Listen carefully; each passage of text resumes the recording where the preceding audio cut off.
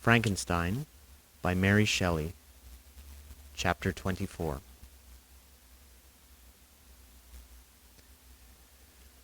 My present situation was one in which all voluntary thought was swallowed up and lost. I was hurried away by fury.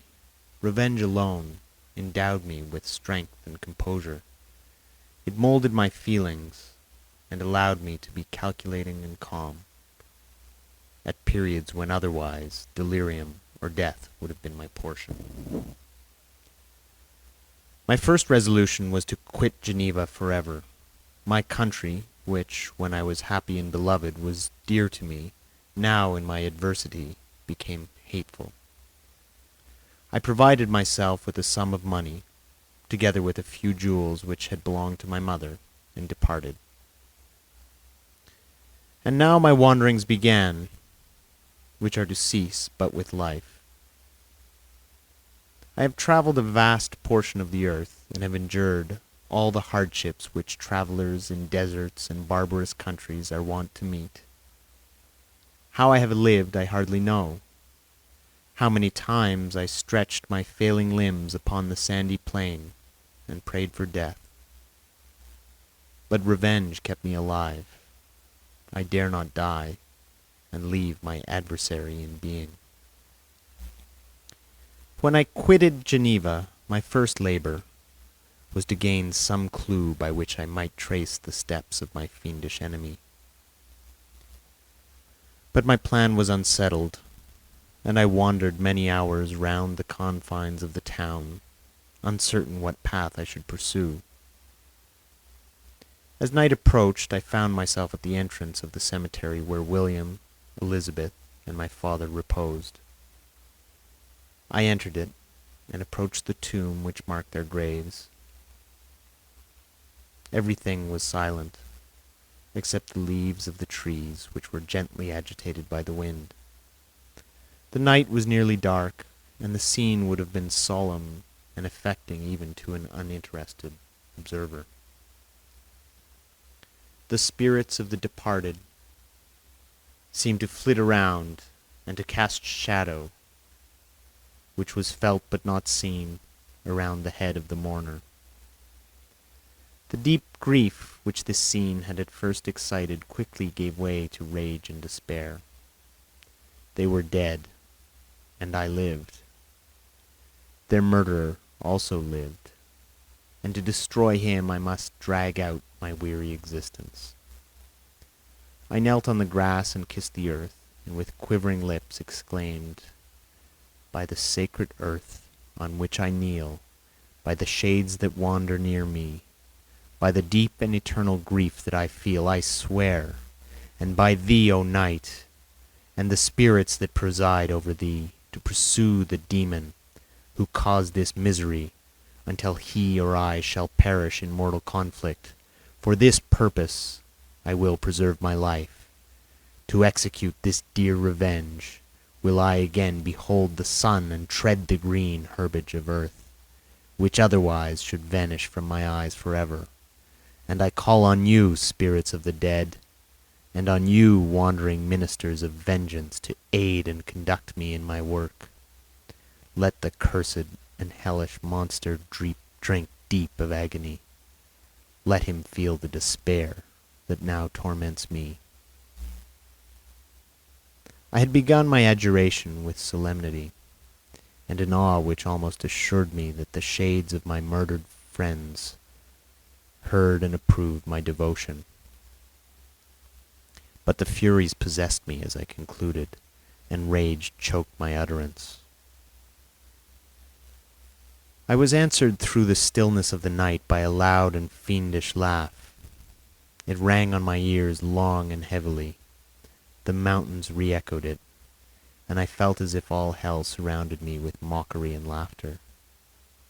Surely in that moment I should have been possessed by frenzy, and have destroyed my miserable existence, but that my vow was heard, and that I was reserved for vengeance.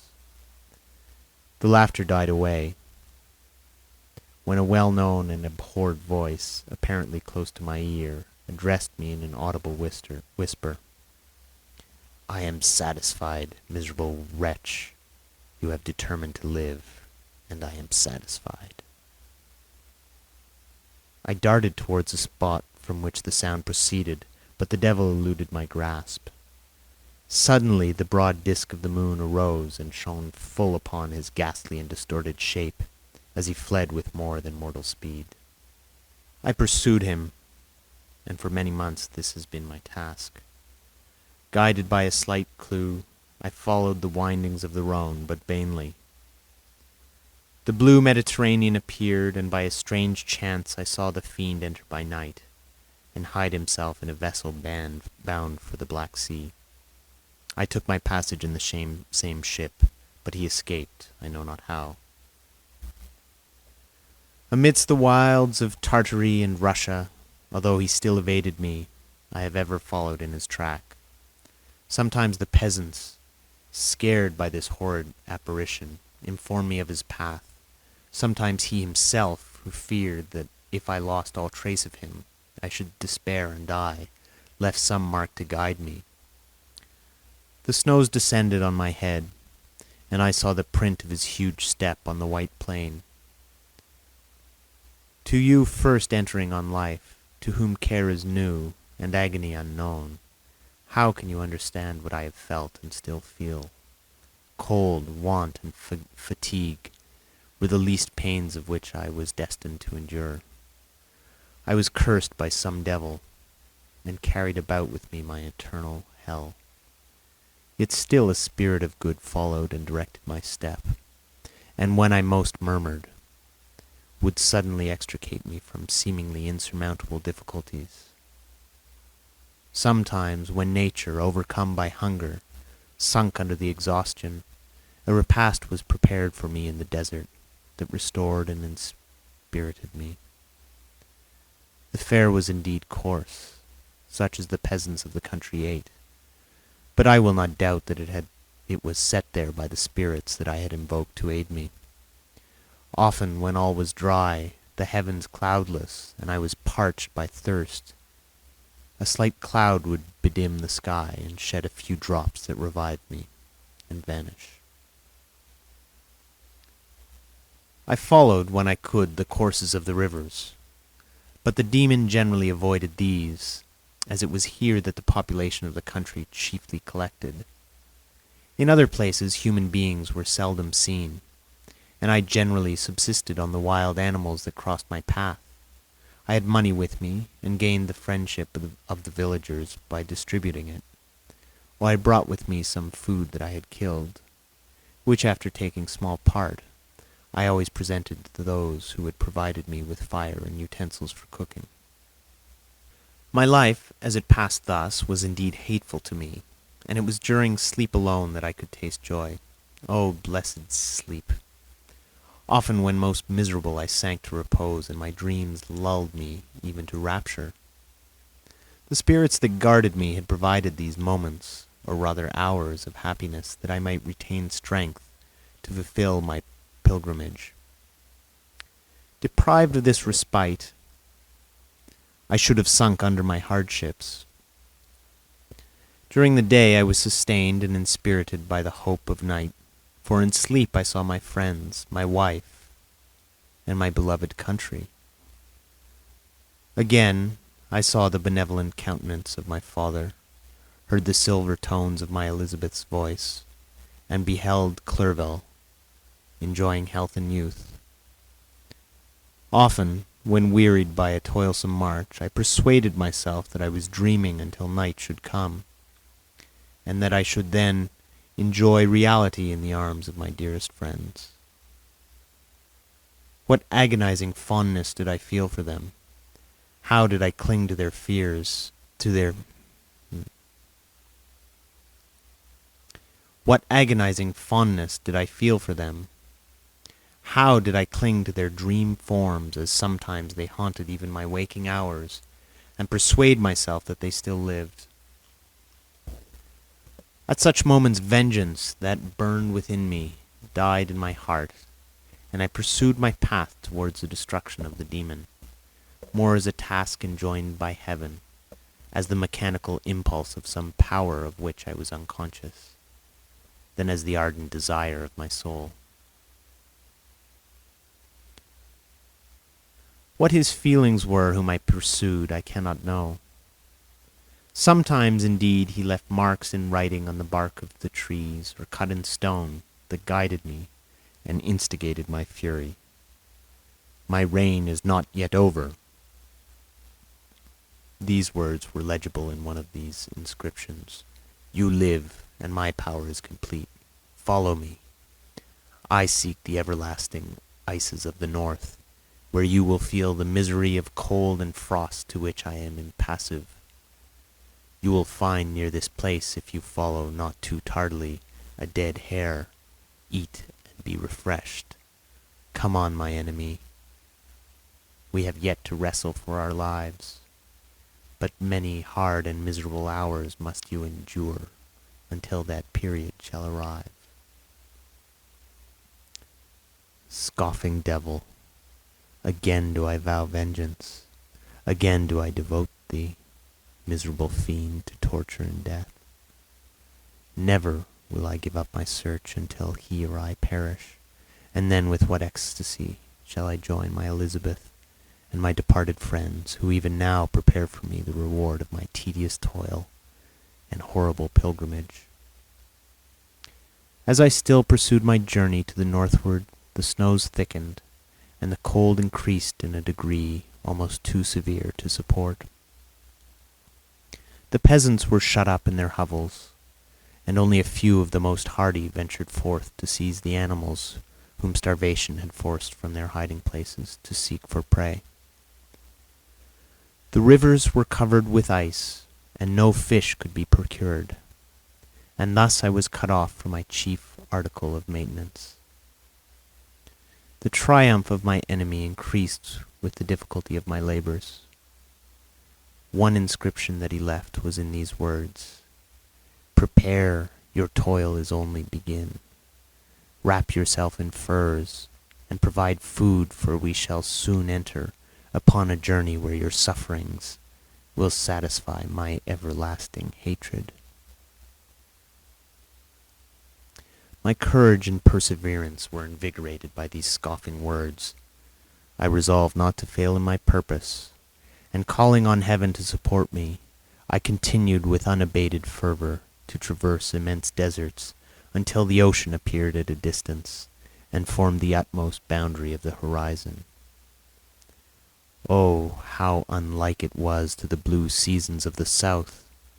Covered with ice, it was only to be distinguished from land by its superior wildness and ruggedness. The Greeks wept for joy when they beheld the Mediterranean from the hills of Asia, and hailed with rapture the boundary of their toils. I did not weep, but I knelt down, and with a full heart thanked my guiding spirits for conducting me in safety to the place where I hoped, notwithstanding my adversary's jibe, to meet and grapple with him. Some weeks before this period I had procured a sled and dogs, and thus traversed the snows with inconceivable speed. I know not whether the fiend possessed the same advantages, but I found that, as before I had daily lost ground in the pursuit, I now gained on him, so much so that when I first saw the ocean he was but one day's journey in advance, and I hoped to intercept him before he should reach the beach. With new courage, therefore, I pressed on, and in 2 days arrived at a wretched hamlet on the seashore. I inquired of the inhabitants concerning the fiend, and gained accurate information. A gigantic monster, they said, had arrived the night before, armed with a gun and many pistols, putting to flight the inhabitants of a solitary cottage, through fear of his terrific appearance. He had carried off their store of winter food, and, placing it in a sledge to draw, which he had seized on a numerous drove of trained dogs, he had harnessed them, and the same night to the joy of the horror-struck villagers, had pursued his journey across the sea in a direction that led to no land, and they conjectured that he must speedily be destroyed by the breaking of the ice, frozen by the eternal frosts. On hearing this information, I suffered a temporary access of despair. He had escaped me, and I must commence a destructive and almost endless journey across the mountainous ices of the ocean, amidst cold that few of the inhabitants could long endure, and which I, the native of a genial and sunny climate, could not hope to survive. Yet at the idea that the fiend should live and be triumphant, my rage and vengeance returned, and like a mighty tide, overwhelmed every other feeling. After a slight repose, during which the spirits of the dead hovered round, and instigated me to toil and revenge, I prepared for my journey. I exchanged my land sledge for one fashioned for the inequalities of the frozen ocean, and purchasing a plentiful stock of provisions, I departed from land.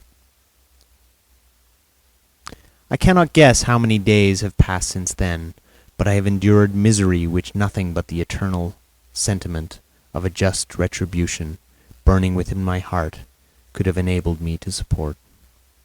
Immense and rugged mountains of ice often barred up my passage, and I often heard the thunder of the ground sea, which threatened my destruction. But again the frost came, and made the paths of the sea secure. By the quantity of provision which I had consumed, I should guess that I had passed 3 weeks in this journey, and the continual protraction of hope, returning back upon the heart, often wrung bitter drops of despondency and grief from my eyes. Despair had indeed almost secured her prey, and I should soon have sunk beneath this misery. Once, after the poor animals that conveyed me had, with incredible toil, gained the summit of a sloping ice mountain, and one, sinking under his fatigue, died, I viewed the expanse before me with anguish, when suddenly my eye caught a dark speck upon the dusky plain.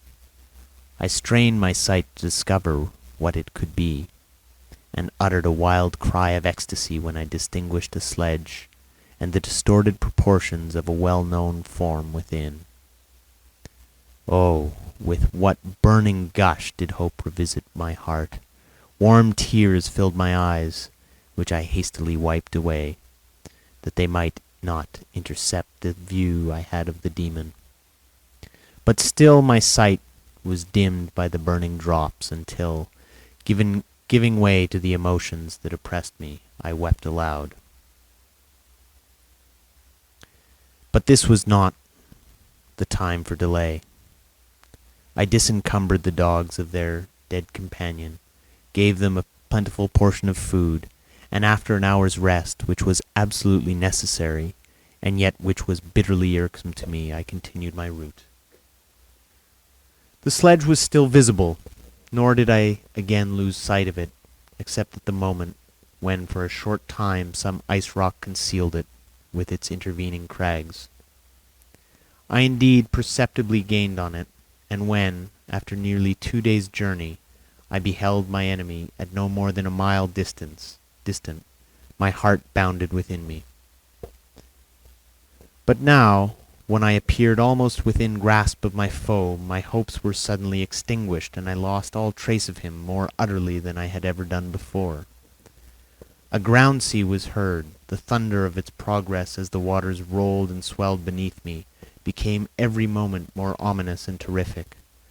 I pressed on, but in vain. The wind rose and the sea roared, and, as with the mighty shock of an earthquake, it split and cracked with a tremendous and overwhelming sound. The work was soon finished. In a few minutes a tumultuous sea rolled between me and my enemy, and I was left drifting on a scattered piece of ice that was continually lessening, and thus preparing for me a hideous death. In this manner many and appalling hours passed. Several of my dogs died, and I myself was about to sink under the accumulation of distress, when I saw your vessel riding at anchor, and holding forth to me hopes of succor and life. I had no conception that vessels ever came so far north, and was astounded at the sight. I quickly destroyed part of my sledge to construct oars, and by these means was enabled, with infinite fatigue, to move my ice raft in the direction of your ship. I had determined, if you were going southward, still to trust myself to the mercy of the seas rather than abandon my purpose. I hoped to induce you to grant me a boat with which I could pursue my enemy, but your direction was northward. You took me on board when my vigor was exhausted, and I should soon have sunk under my multiplied hardships into a death which I still dread, for my task is unfulfilled. Oh, when will my guiding spirit in conducting me to the demon allow me the rest I so much desire? Or must I die, and he yet live? If I do, swear to me, Walton, that he shall not escape, that you will seek him and satisfy my vengeance in his death. And do I dare to ask of you to undertake my pilgrimage, to endure the hardships that I have undergone? No, I am not so selfish. Yet when I am dead, if he should appear, if the ministers of vengeance should conduct him to you, swear that he shall not live. Swear that he shall not triumph over my accumulated woes, and survive to add to the list of his dark crimes. He is eloquent and persuasive, and once his words had even power over my heart, but trust him not. His soul is as hellish as his form, full of treachery and fiend-like malice. Hear him not. Call on him the manes of William, Justine, Clerval, Elizabeth, my father, and the wretched Victor, and thrust your sword into his heart. I will hover near, and direct the steel aright. Walton, in continuation. August 26th, 17 something.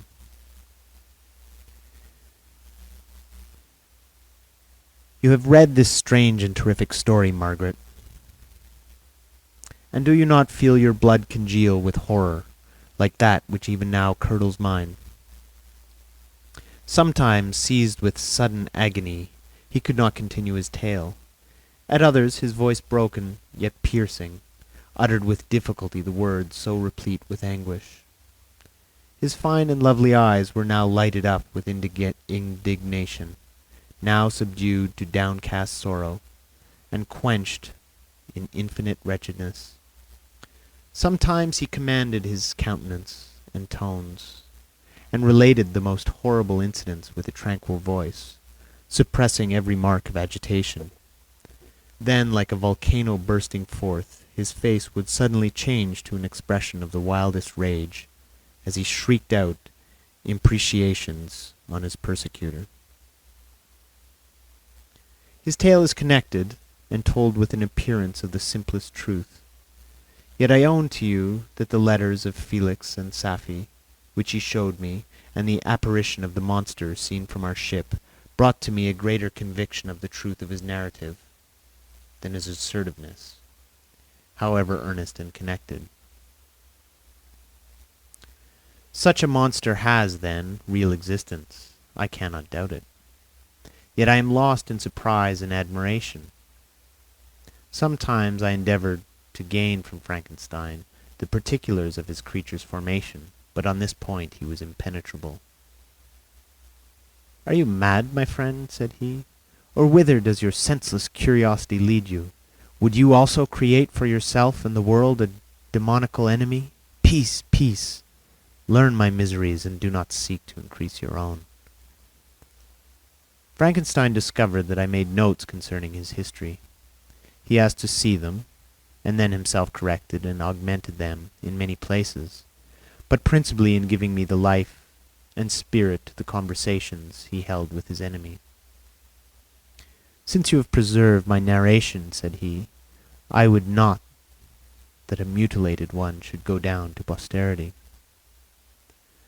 Thus has a week passed away while I have listened to the strangest tale that ever imagination formed.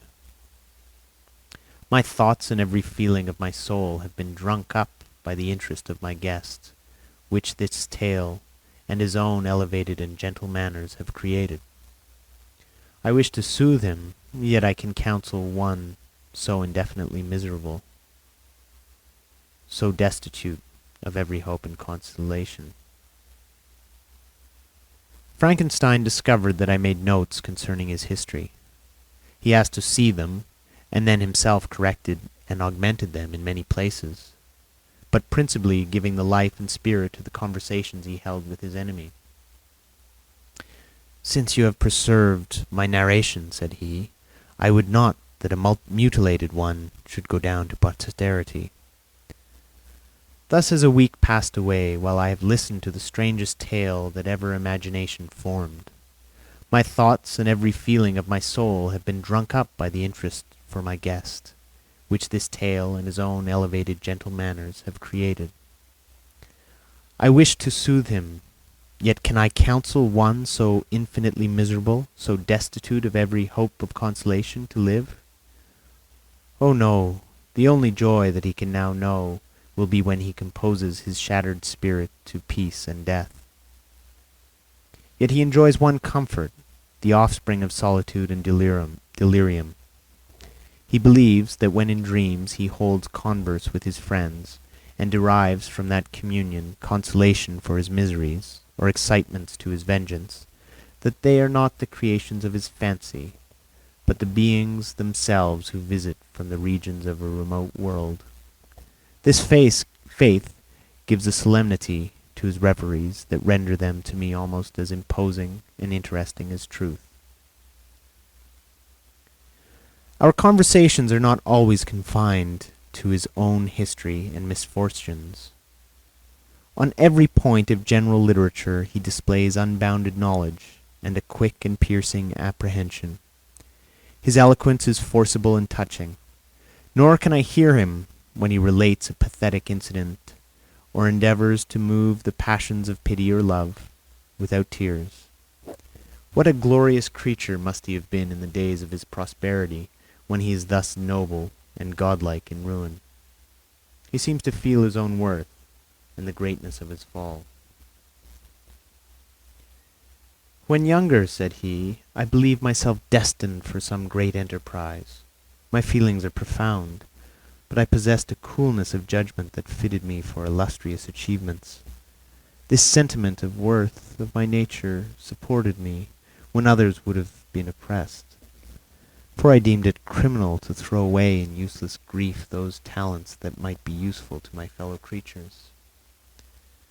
When I reflected on the work I had completed, no less a one than the creation of a sensitive and rational animal, I could not rank myself with the herd of common projectors. But this thought, which supported me in my commencement of my career, now serves only to plunge me lower in the dust. All my speculations and hopes are as nothing, and, like the archangel who aspired to omnipotence, I am chained to an eternal hell. My imagination was vivid, yet my powers of analysis and application were intense. By the union of these qualities I conceived the idea and executed the creation of a man. Even now I cannot recollect, without passion, my reveries while the work was incomplete. I trod heaven in my thoughts, now exulting in my powers, now burning with the idea of their effects. From my infancy I was imbued with high hopes and lofty ambition. But how I am sunk! Oh, my friend, if you had known me as I once was, you would not recognize me in this state of degradation. Despondency rarely visited my heart. A high destiny seemed to bear me on until I fell, never again to rise. Must I then lose this admirable being? I have longed for a friend. I have sought one who would sympathize with and love me. Behold, on these desert seas I have found such a one, but I fear I have gained him only to know his value and lose him. I would reconcile him to life, but he repulses the idea. "I thank you, Walton," he said, "for your kind intentions towards so miserable a wretch. But when you speak of new tides and fresh affections, think you that any can replace those who are gone? Can any man be to me as Clerval was, or any woman another Elizabeth? Even where the affections are not strongly moved by any superior excellence, the companions of our childhood always possess a certain power over our minds, which hardly any later friend can obtain. They know our infinite dispositions, which, however they may be afterwards modified, are never eradicated. They can judge of our actions with more certain conclusions as to the integrity of our motives. A sister or a brother can never, unless indeed such symptoms have been shown early, suspect the other of fraud or false dealings, when another friend, however strongly he may be attached, may, in spite of himself, be contemplated with suspicion. But I enjoyed friends, dear not only through habit and association, but from their own merits, and wherever I am, the soothing voice of my Elizabeth and the conversations of Clerval will ever be whispered in my ear. They are dead, but one feeling in such a solitude can persuade me to preserve my life. If I were engaged in any high undertaking or design, fraught with extensive utility to my fellow creatures, then I could live to fulfill it, but such is not my destiny. I must pursue and destroy the being to whom I have gave existence. Then my lot on earth will be fulfilled, and I may die. September 2nd. My beloved sister, I write to you encompassed by peril, and ignorant whether I am ever doomed to see again dear England, and the dearer friends that inhabit it. I am surrounded by mountains of ice which admit of no escape, and threaten every moment to crush my vessel. The brave fellows who I have persuaded to be my companions look towards me for aid, but I have none to bestow. There is something terribly appalling in our situation, yet my courage and hopes do not desert me. Yet it is terrible to reflect that the lives of all these men are endangered through me. If we are lost, my mad, mad schemes are the cause. And what, Margaret, will be the state of your mind? You will not hear of my destruction, and you will anxiously await my return. Years will pass, and you will have visiting of despair, and yet be tortured by hope. Oh, my beloved sister, the sickening failing of your heartfelt expectations is, in prospect, more terrible to me than my own death. But you have a husband and lovely children. You may be happy. Heaven bless you, and make you so. My unfortunate guest regards me with the tenderest compassion. He endeavors to fill me with hope, and talks as if life were a possession which he valued. He reminds me how often the same accidents have happened to other navigators who have attempted this sea, and in spite of myself he fills me with cheerful auguries. Even the sailors feel the power of his eloquence. When he speaks they no longer despair. He rouses their energies, and while they hear his voice, they believe these vast mountains of ice are molehills, which will vanish before the resolutions of man. These feelings are transitory. Each day of expectation delayed fills them with fear, and I almost dread a mutiny caused by this despair. September 5th. A scene has just passed of such uncommon interest that although it is highly probable that these papers may never reach you, yet I cannot forbear recording it. We are still surrounded by mountains of ice, still in imminent danger of being crushed in their conflict. The cold is excessive, and many of my unfortunate comrades have already found a grave amidst this scene of desolation.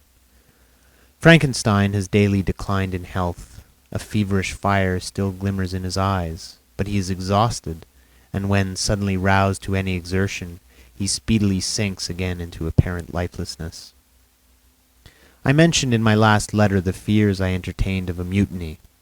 This morning, as I sat, watching the wan countenance of my friend, his eyes half closed and his limbs hanging listlessly, I was roused by half a dozen of the sailors, who demanded admission into the cabin. They entered, and their leader addressed me. He told me that he and his companions had been chosen by the other sailors to come in deputation to me, to make a requisition, which, in justice, I could not refuse.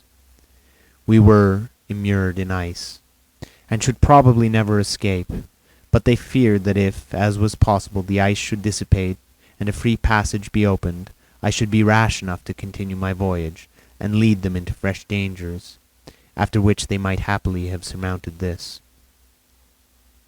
They insisted, therefore, that I should engage with a solemn promise that if the vessel should be freed, I would instantly direct my course southward. Their speech troubled me. I had not despaired, nor had I yet conceived the idea of returning if set free. Yet could I, in justice, or even in possibility, refuse this demand? I hesitated before I answered. When Frankenstein, who had at first been silent, and indeed appeared hardly to have force enough to attend, now roused himself, his eyes sparkled and his cheeks flushed with momentary vigor. Turning towards the men, he said, "What do you mean? What do you demand of your captain? Are you then so easily turned from your design? Did you not call this a glorious expedition? And wherefore was it glorious?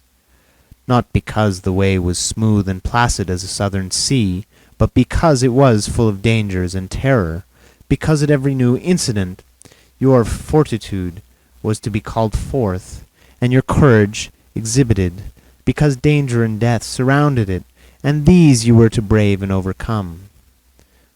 For this it was glorious, and for this it was an honourable undertaking. You were hereafter to be hailed as the benefactors of your species, your names adored, as belonging to the brave men who encounter death for honour and the benefit of mankind. And now, behold, with the first imagination of danger, or, if you will, the first mighty and terrific trial of your courage, you shrink away, and are content to be handed down as men who had not strength enough to endure cold and peril. And so poor souls were chilly and returned to their warm firesides. Why, that requires not this preparation.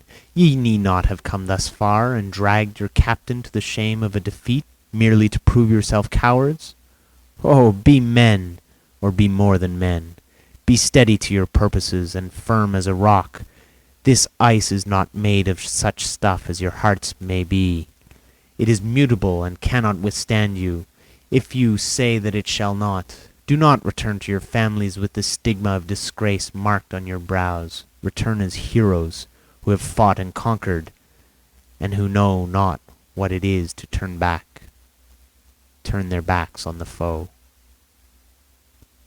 He spoke this with a voice so modulated to the different feelings expressed in his speech, with an eye so full of lofty design and heroism, that can you wonder that these men were moved? They looked at one another and were unable to reply. I spoke. I told them to retire and consider of what had been said, that I would not lead them farther north if they strenuously desired the contrary, but that I hoped that, with reflection, their courage would return. They retired, and I turned towards my friend, but he was sunk in languor, and almost deprived of life. How all this will terminate I know not, but I had rather die than return shamefully, my purpose unfulfilled. Yet I fear such will be my fate. The men, unsupported by ideas of glory and honour, can never willingly continue to endure their present hardship. September 7th. The die is cast. I have consented to return if we are not destroyed. Thus are my hopes blasted by cowardice and indecision. I come back ignorant and disappointed. It requires more philosophy than I possess to bear this injustice with patience. September 12th. It is past. I am returning to England. I have lost my hopes of utility and glory. I have lost my friend. But I will endeavor to detail these bitter circumstances to you, my dear sister, and while I am wafted towards England and towards you, I will not despond. September 9th, the ice began to move, and roarings like thunder were heard at a distance, as the island split and cracked in every direction. We were in the most imminent peril, but as we could only remain passive, my chief attention was occupied by my unfortunate guest, whose illness increased in such a degree that he was entirely confined to his bed.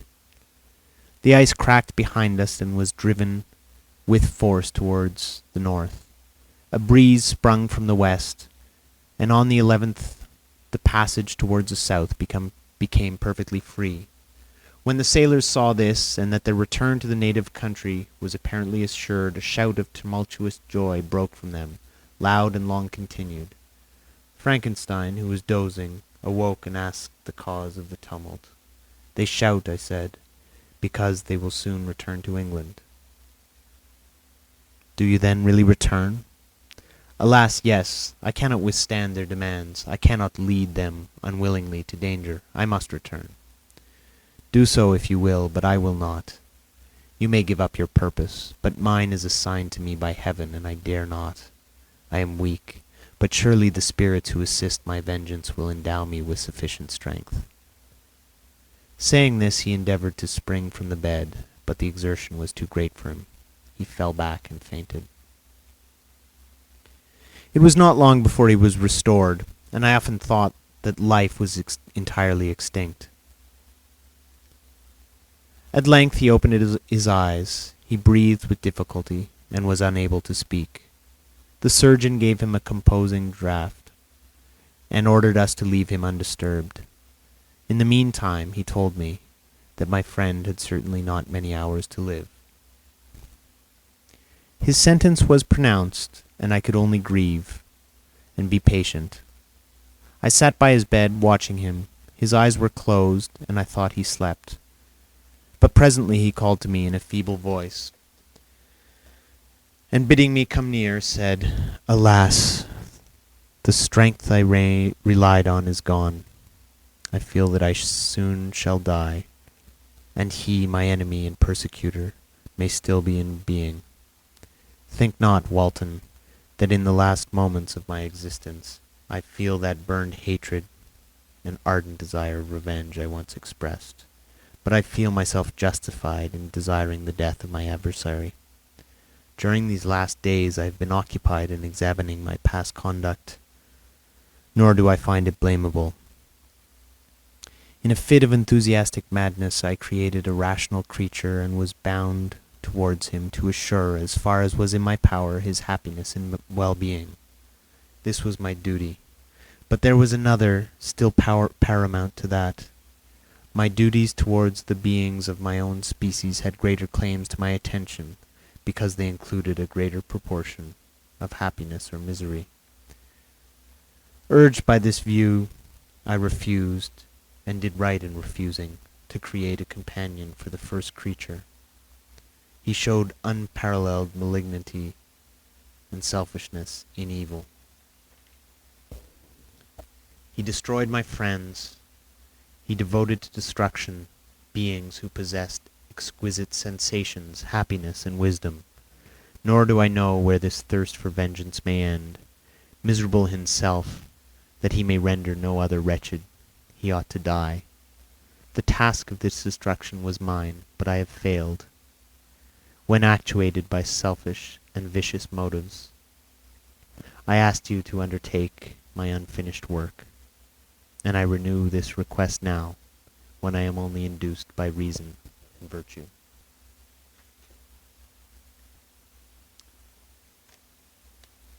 Yet I cannot ask you to renounce your country and friends to fulfill this task. And now that you are returning to England,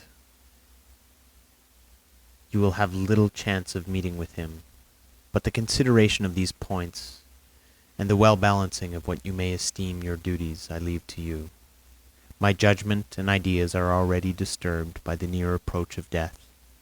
I dare not ask you to do what I think right, for I may still be misled by passion. That he should live to be an instrument of mischief disturbs me. In other respects, this hour, when I momentarily expect my release, is the only happy one which I have enjoyed for several years. The forms of the beloved dead flit before me, and I hasten to their arms. Farewell, Walton. Seek happiness in the tranquillity, and avoid ambition, even if it be only the apparently innocent one of distinguishing yourself in science and discoveries. Yet why do I say this? I have myself been blasted in these hopes. Yet another may succeed. His voice became faint as he spoke, and at length, exhausted by his effort, he sunk into silence. About half an hour afterwards he attempted again to speak, but was unable. He pressed my hand feebly, and his eyes closed forever, while the irradiation of a gentle smile passed away from his lips. Margaret, what comment can I make on the untimely extinction of this glorious spirit? What can I say that will enable you to understand the depth of my sorrow? All that I should express would be inadequate and feeble. My tears flow. My mind is overshadowed by a cloud of disappointment. But I journey towards England, and I may there find consolation. I am interrupted. What do these sounds portend? It is midnight, the breeze blows fairly, and the watch on deck scarcely stir.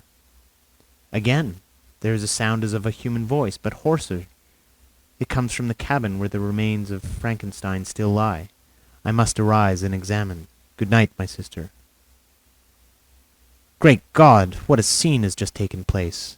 I am yet dizzy with remembrance of it. I hardly know whether I shall have the power to detail it. Yet the tale which I have recorded would be incomplete without this final and wonderful catastrophe. I entered the cabin where lay the remains of my ill-fated and admirable friend. Over him hung a form which I cannot find words to describe, gigantic in stature, yet uncouth and distorted in its proportions. As he hung over the coffin, his face was concealed by long locks of ragged hair, but one vast hand was extended, in color and apparent texture, like that of a mummy. When he heard the sound of my approach, he ceased to utter exclamations of grief and horror, and sprung towards the window. Never before did I behold a vision so horrible as his face, of such loathsome yet appalling hideousness. I shut my eyes involuntarily, and endeavored to recollect what were my duties with regard to this destroyer. I called on him to stay. He paused, looking on me with wonder, and again turning towards the lifeless form of his creator, he seemed to forget my presence, and every feature and gesture seemed instigated by the wildest rage of some uncontrollable passion. "That is also my victim," he exclaimed. "In his murder my crimes are consummated. The miserable series of my being is wound to its close." "That is also my victim," he exclaimed. "In his murder my crimes are consummated. The miserable series of my being is wound to its close. O Frankenstein, generous and self-devoted being, what does it avail that I now ask thee to pardon me? I, who irretrievably destroyed thee by destroying all thou lovest. Alas, he is cold. He cannot answer me." His voice seemed suffocated, and my first impulses, which had suggested to me the duty of obeying the dying request of my friend in destroying his enemy, were now suspended by a mixture of curiosity and compassion. I approached this tremendous being. I dared not again raise my eyes to his face. There was something so scarring and unearthly in its ugliness. I attempted to speak, but the words died away on my lips. The monster continued to utter wild and incoherent self-reproaches. At length I gathered resolution to address him in a pause of the tempest of his passion. "Your repentance," I said, "is now superfluous. If you had listened to the voice of conscience and heeded the strings of remorse, before you had urged your diabolical vengeance to this extremity, Frankenstein would yet have lived. "And do you dream?" said the demon. "Do you think that I was then dead to agony and remorse? He continued, pointing to the corpse, he suffered not in the consummation of the deed. Oh, not the 10,000th portion of the anguish that was mine during the lingering detail of its execution. A frightful selfishness hurried me on, while my heart was poisoned with remorse. Think you that the groans of Clerval were music to my ears? My heart was fashioned to be susceptible of love and sympathy, and when wretched by the misery of vice and hatred, it did not endure the violence of the change, without torture such as you cannot even imagine. After the murder of Clerval, I returned to Switzerland, heartbroken and overcome. I pitied Frankenstein. My pity amounted to horror. I abhorred myself. But when I discovered that he, the author at once of my existence and of its unspeakable torments, dared to hope for happiness, that while he accumulated wretchedness and despair upon me, he sought his own enjoyment in feelings and passions from the indulgence of which I was forever barred, then impotent envy and bitter indignation filled me with an insatiable thirst for vengeance. I recollected my threat, and resolved that it should be accomplished. I knew that I was preparing myself for a deadly torture, but I was the slave, not the master, of an impulse which I detested, yet I could not disobey. Yet when she died, nay, then I was not miserable. I had cast off all feeling, subdued all anguish, to riot in the excess of my despair. Evil thenceforth became my good. Urged thus far, I had no choice but to adapt my nature to an element which I had willingly chosen. The completion of my demoniacal design became an insatiable passion, and now it is ended. There is my last victim. I was at first touched by the expression of his misery. Yet when I called to mind what Frankenstein had said of his powers of eloquence and persuasion, and when I again cast my eyes on the lifeless form of my friend, indignation was rekindled within me. "Wretch," I said, "it is well that you come here to whine over the desolation that you have made. You throw a torch into a pile of buildings, and when they are consumed you sit among the ruins and lament the fall. Hypocritical fiend! If he whom you mourn still lived, still would he be the object, again would he become the prey of your accursed vengeance. It is not pity that you feel. You lament only because the victim of your malignity is withdrawn from your power." "Oh, it is not thus, not thus," interrupted the being. "Yet such must be the impression conveyed to you by what appears to be the purport of my actions. Yet I seek not a fellow feeling in my misery. No sympathy may I ever find. When I first sought it, it was the love of virtue, the feelings of happiness and affection, with which my whole being overflowed, that I wished to be participated. But now that virtue has become to me a shadow, and that happiness and affection are turned into bitter and loathing despair, in what should I seek for sympathy? I am content to suffer alone, while my suffering shall endure. When I die, I am well satisfied that abhorrence and opprobrium should load my memory. Once my fancy was soothed with dreams of virtue, of fame, and of enjoyment. Once I falsely hoped to meet with beings who, pardoning my outward form, would love me for the excellent qualities which I was capable of unfolding. I was nourished with high thoughts of honor and devotion. But now crime has degraded me beneath the meanest animal. No guilt, no mischief, no malignity, no misery can be found comparable to mine. When I run over the frightful catalogue of my sins, I cannot believe that I am the same creature whose thoughts were once filled with sublime and transcendent visions of the beauty and the majesty of goodness. But it is even so. The fallen angel becomes a malignant devil. Yet even that enemy of God and man had friends and associates in his desolation. I am alone. You who call Frankenstein your friend seem to have a knowledge of my crimes and his misfortunes, but in the detail which he gave you of them he could not sum up the hours and months of misery which I endured wasting in impotent passions. For while I destroyed his hopes, I did not satisfy my own desires. They were forever ardent and craving. Still, I desired love and fellowship, and I was still spurned.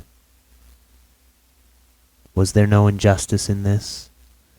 Am I to be thought the only criminal, when all humankind sinned against me? Why do you not hate Felix, who drove his friend from the door with contumely? Why do you not execrate the rustic who sought to destroy the Saviour of his child? Nay, these are virtuous and immaculate beings. I, the miserable and the abandoned, am an abortion to be spurned at, kicked, and trampled on. Even now my blood boils at the recollection of this injustice.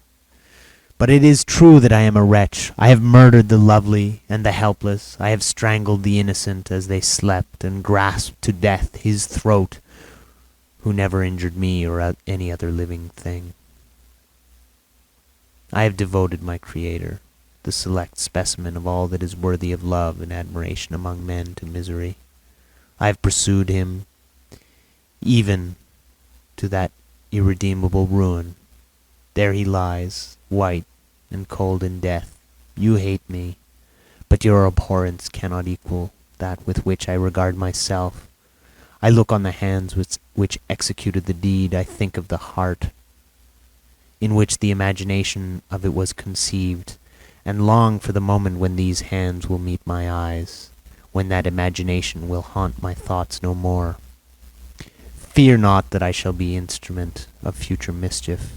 My work is nearly complete. Neither yours nor any man's death is needed to consummate the series of my being, and accomplish that which must be done, but it requires my own. Do not think that I shall be slow to perform this sacrifice. I shall quit your vessel on the ice raft which brought me thither, and shall seek the most northern extremity of the globe. I shall collect my funeral pile, and consume to ashes this miserable frame, that its remains may afford no light to any curious and unhallowed wretch who would create such another as I have been. I shall die. I shall no longer feel the agonies which now consume me, or be the prey of feelings unsatisfied yet unquenched. He is dead who called me into being, and when I shall be no more, the very remembrance of us both will speedily vanish.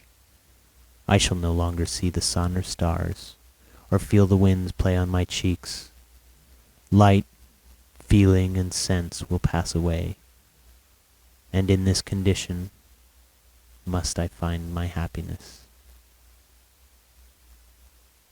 Some years ago, when the images which this world affords first opened upon me, when I felt the cheering warmth of summer and heard the rustling of the leaves and the warbling of the birds, and these were all to me, I should have wept to die. Now it is my only consolation, polluted by crimes and torn by the bitterest remorse. Where can I find rest but in death? Farewell. I leave you in the last of the humankind, whom these eyes will ever behold. Farewell, Frankenstein. If thou wert yet alive, and yet cherished a desire of revenge against me, it would be better satiated in my life than in my destruction. But it was not so. Thou didst not seek my extinction, that I might not cause greater wretchedness. And if yet, in some mode unknown to me, thou hadst not ceased to think and feel, thou wouldst not desire against me a vengeance greater than that which I feel. Blasted as thou wert, my agony was still superior to thine, for the bitter sting of remorse will not cease to rankle in my wounds until death shall I close them forever. But soon, he cried with sad and solemn enthusiasm, I shall die, and what I now feel be no longer felt. Soon these burning miseries will be extinct. I shall ascend my funeral pile triumphantly, and exult in the agony of the torturing flames. The light of that conflagration will fade away. My ashes will be swept into the sea by the winds. My spirit will sleep in peace, or if it thinks, it will not surely think thus. Farewell. He sprung from the cabin window, as he said this, upon the ice raft which lay close to the vessel. He was soon borne away by the waves, and lost in darkness and distance. The end.